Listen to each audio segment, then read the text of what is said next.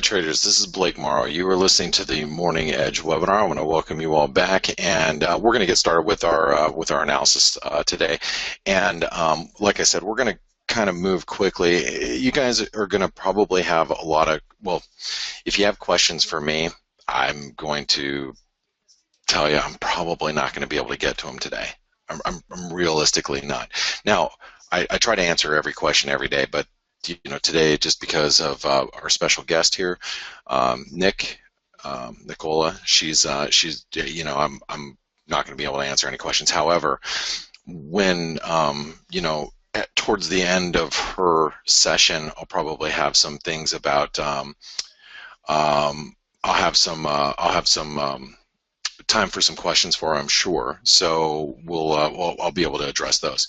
All right, so let's start with let me remove this Garley pattern here that we had in the euro dollar, and I mean it worked really really well, and we had it all drawn out. I don't think we need it anymore. But what I want to focus on is the underside of this trend line. That you can see the red dotted line that really stalled us here. And what you've seen is the euro dollar. We were having this discussion about gold earlier. If you guys missed it, we were talking about gold, 38% retracement. The euro dollar as well has pulled back about 38%. Okay, and you can see. Let me remove this. This blue line here.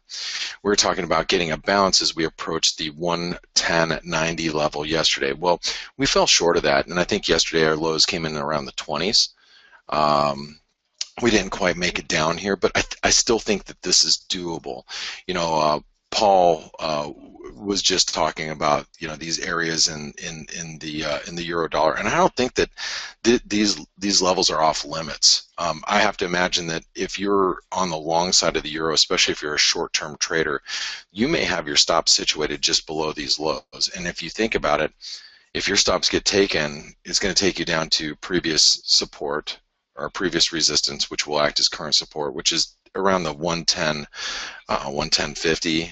110, 110.60 area. So I'm going to write down that support level just because you have to be aware of it.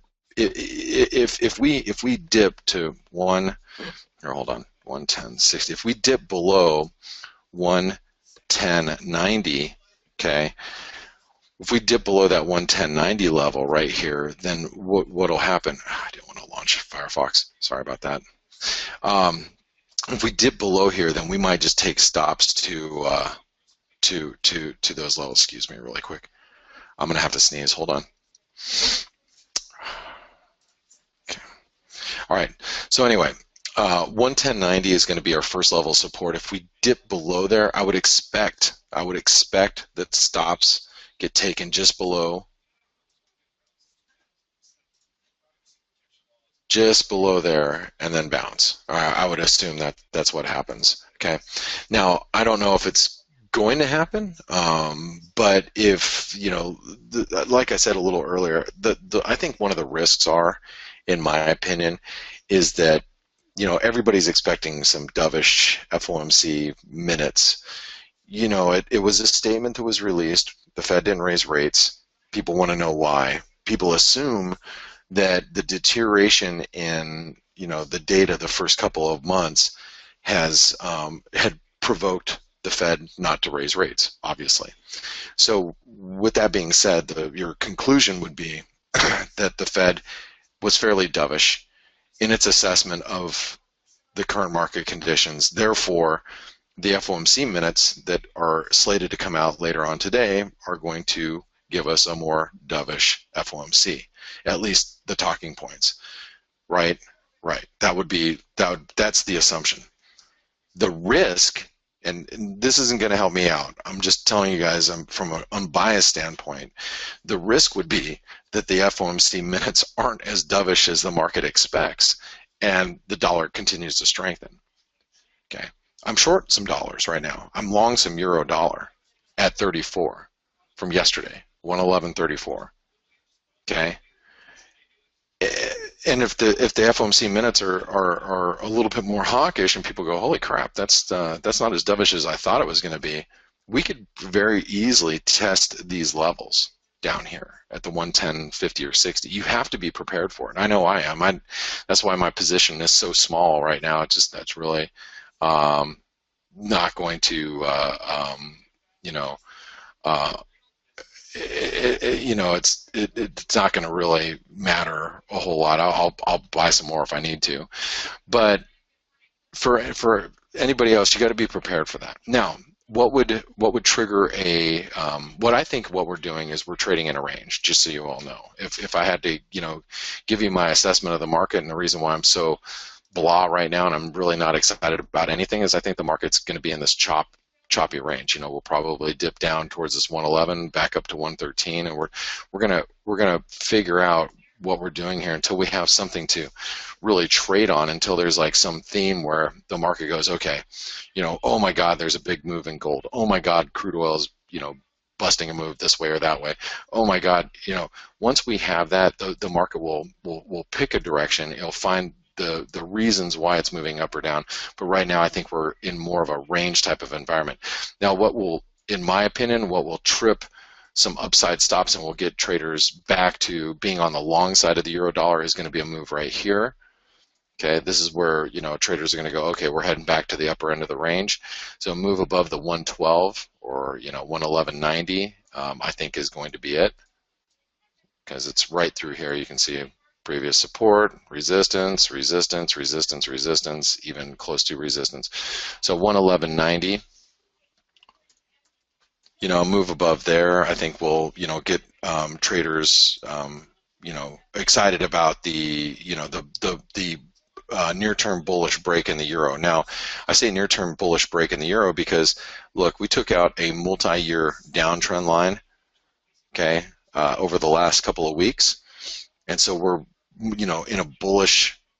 We've gone from a bearish trend, actually more of a range right now. I should really mark it as a range.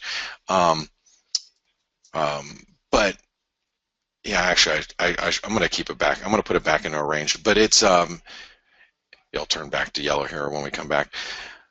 It's more of a range, but we have the upside potential here now that we're above this yellow trend line. Dips are going to be very well supported.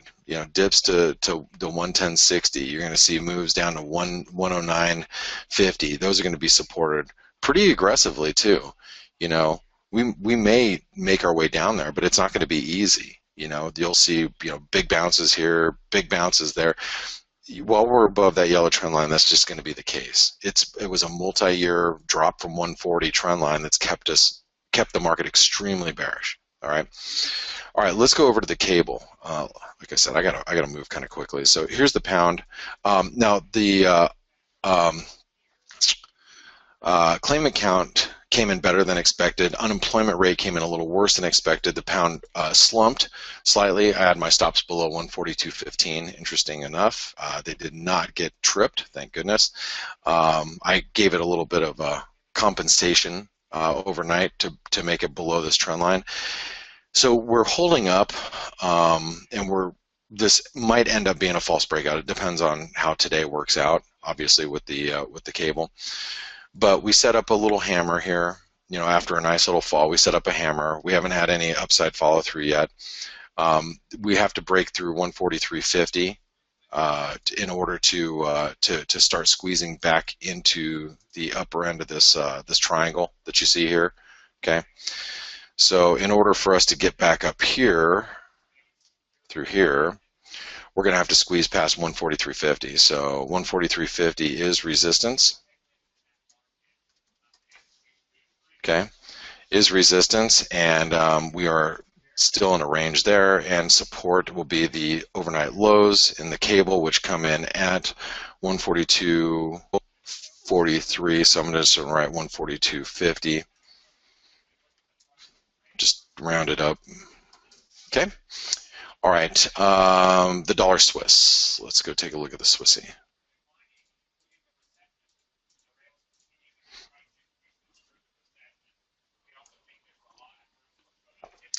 All right, so here's the dollar Swiss, and the dollar Swiss, well, I say we, not necessarily all of us, but I know I got long at 97 cents down here. the other day, sold it yesterday at 98.65, or no, I sold it on Monday, sorry, 98.65, like right here. It's still grinding higher though. And this is if you guys missed this from last Friday's analysis, this was basically a Gartley pattern. You can see it here. More importantly, and I'm just freehanding it, obviously I don't have any, I'm not using a drawing tool, just freehand. But what you'll notice, and the reason why I bought it, is just because we dipped to this. This is a 18, 20 year, 16 year, whatever, trend line break. It was really important. If you look at all the highs that came through here, okay.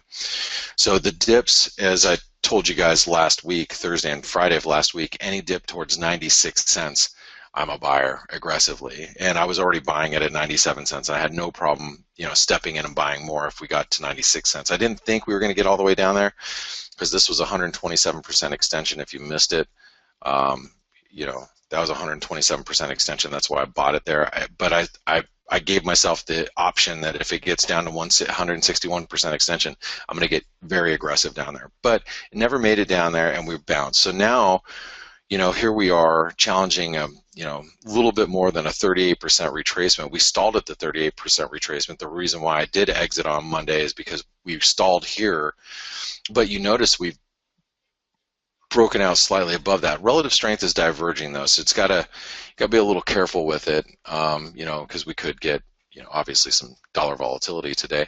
But I think any move now to 99.60 is probably going to be, probably find some resistance here. That's a 50% retracement. You can see a lot of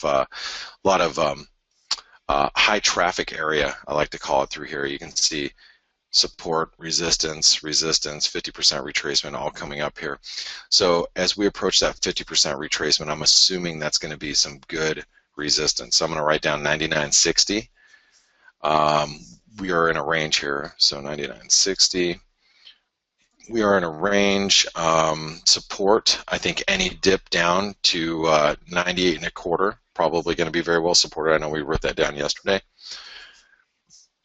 98.25.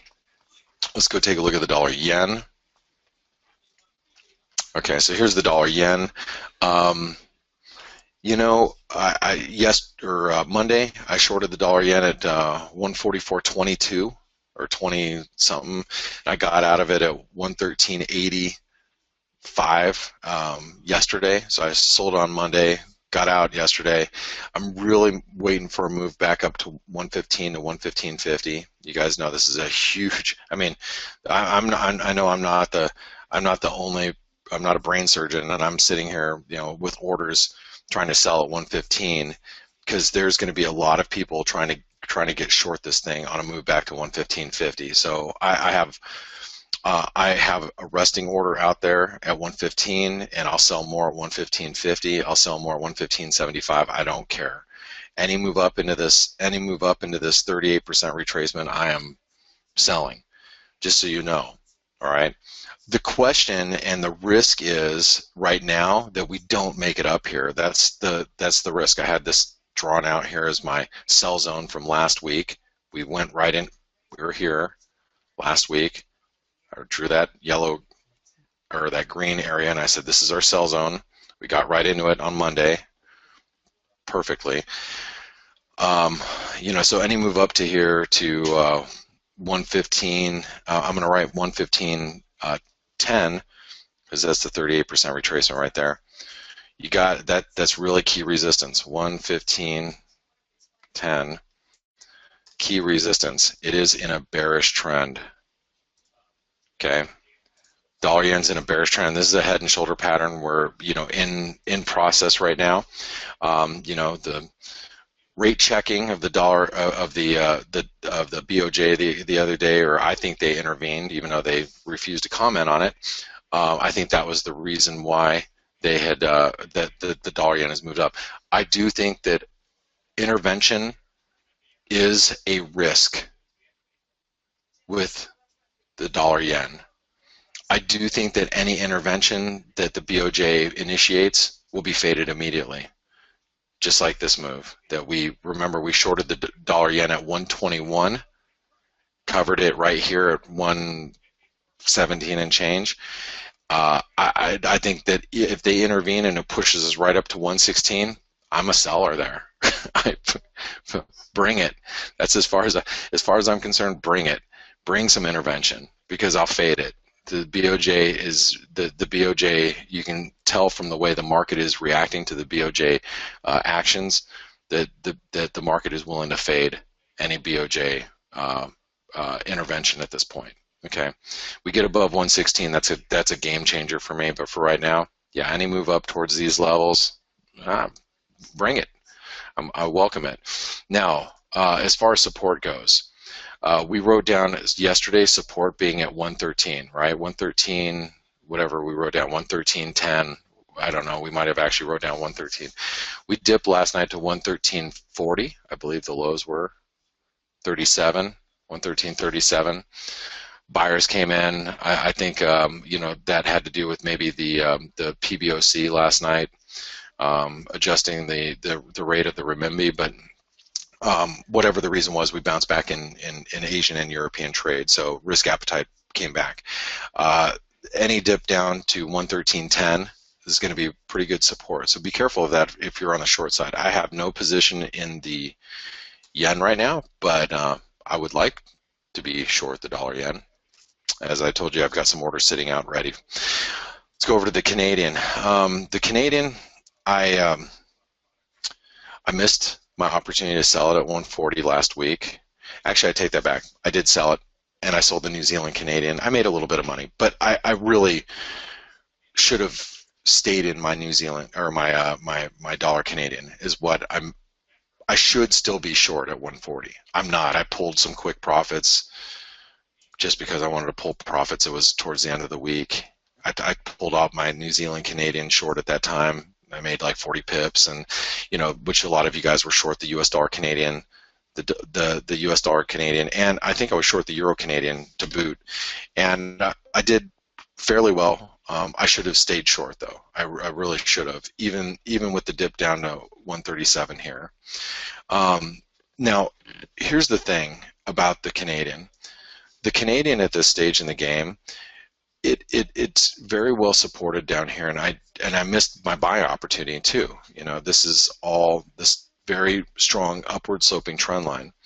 Now here's the thing, and I was talking to Dale on FX Street yesterday regarding the dollar Canadian. If we dip down to 136 in the dollar Canadian, I'm a buyer here.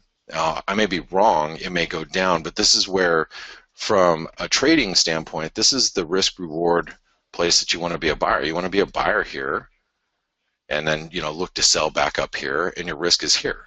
Okay, you risk 100 pips, maybe 120 or so, to make 400. That's a great risk reward any which way you slice it. I may be wrong and I may get stopped out, but I don't care. I'm willing to take that risk anytime, especially if I think that the fundamentals are matched up in that direction.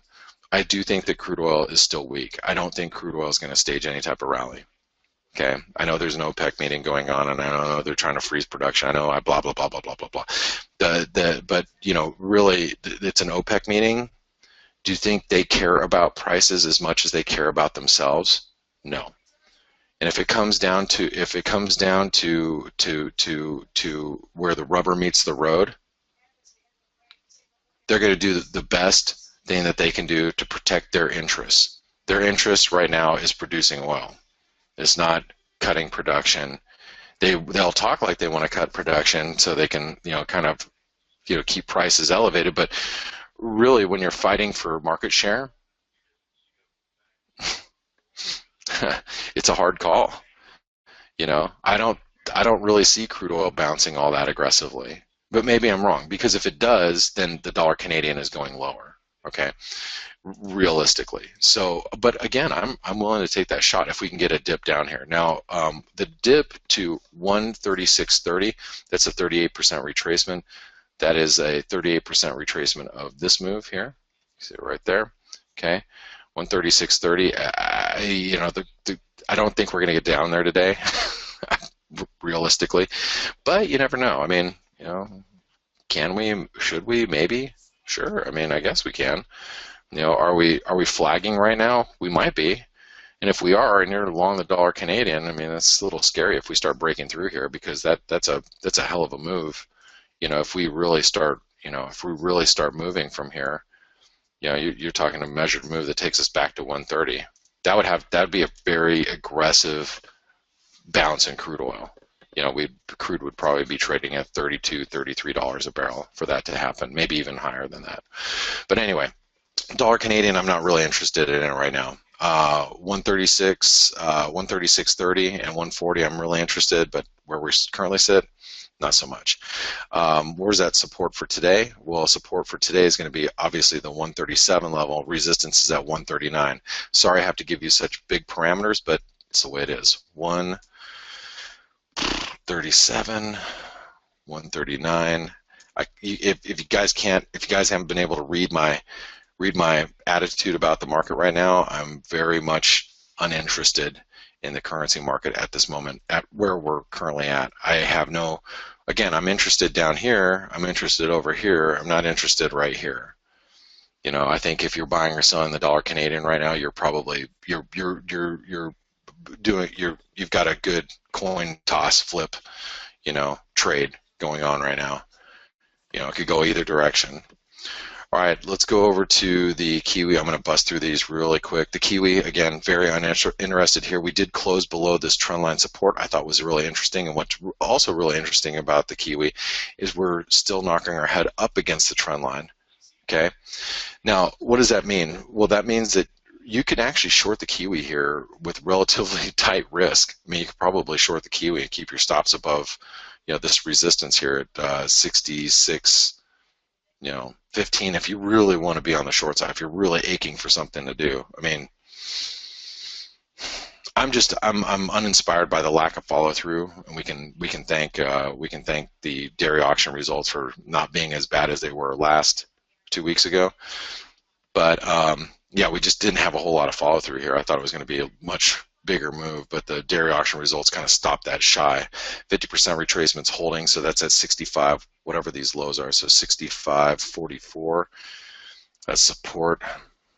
65.44, and resistance is going to be that 0.6615, right here, whatever this resistance is, 66.10 maybe. Again, I'm not really excited about anything here, so we're still in a range. I thought we were going to try to plow through. I was hoping we would have helped out my Aussie New Zealand long, pound New Zealand long. That would have been great, but right now, not a whole lot. All right, Aussie. Let's go over to the Aussie.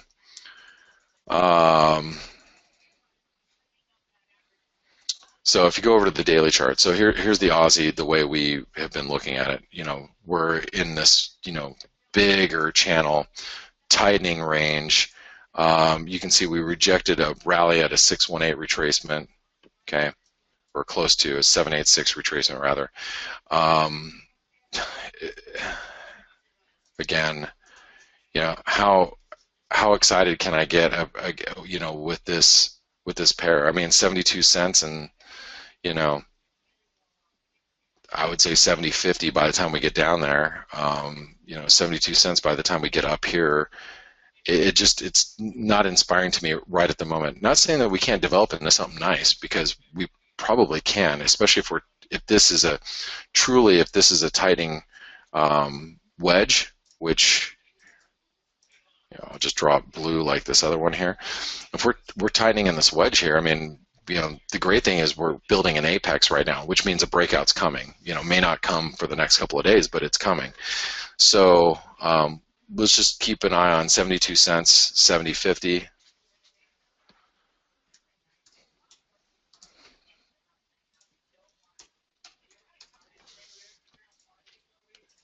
Okay, we're going to go into the dollar index. Remember, I'm going to bust these out really quick. I'm going to give you a couple minute break, and then we're going to bring in Nick. So here's the dollar index.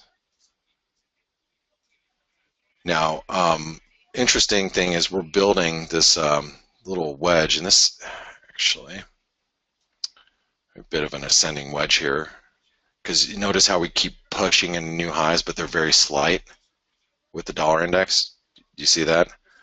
very, very slight new highs. That means we're, building some sort of upward sloping trend line. Um, we might have this little wedge here, and this is an apex, so I'm assuming that we're going to get a breakout today. 97 cents, 96.65. Okay, 96.65.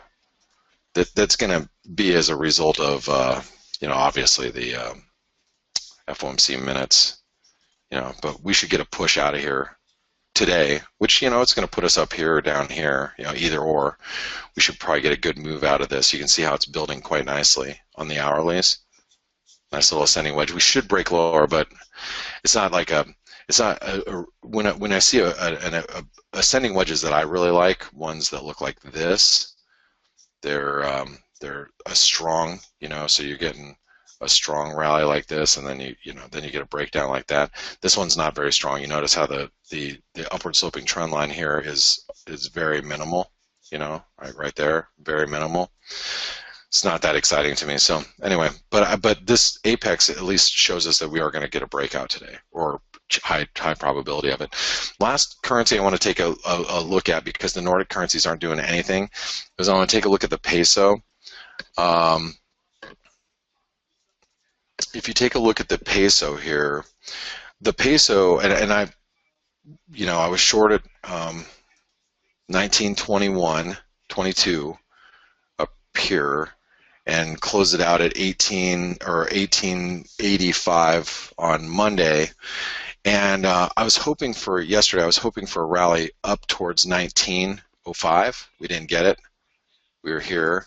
I was looking for a rally back up towards 1905, that previous support, to sell. We got a rally, but it fell short. It didn't make it up there. I was hoping we'd make it up towards 19. I even told you guys, hey, if the peso gets up to 19, dollars, let me know, because I want to get short. Didn't, fell short, and here we are back at support. So we're at a 50% retracement right now. I think the risk of a continuation down to 1856 is quite good, actually, because we're sitting on support now. Let's remove that. Again, any move up to 1905 would be wonderful.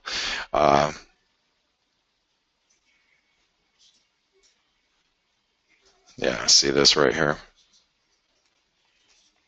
That looks like where we're going. I think we're going there, and I'm bummed out I'm not participating at the moment. After being short from way over here, closing it out over here. I really want to get short here again. I missed this opportunity. So, but this seems very likely. 1855. Okay, so 1905, 1855.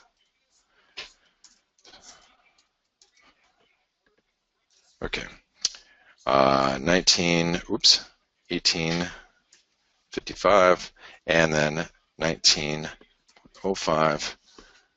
And it is still in a bullish trend, and I have been trading counter trend, as everybody knows. All right, guys. Hey, so I'm going to put you on hold for just a couple of minutes. I'm going to go grab a cup of coffee. I'm coming back. I'm going to bring Nick on, and I'm very excited for her to be here today. I know you guys are as well. So just give me a couple of minutes, and I'll be right back. Thanks, everyone.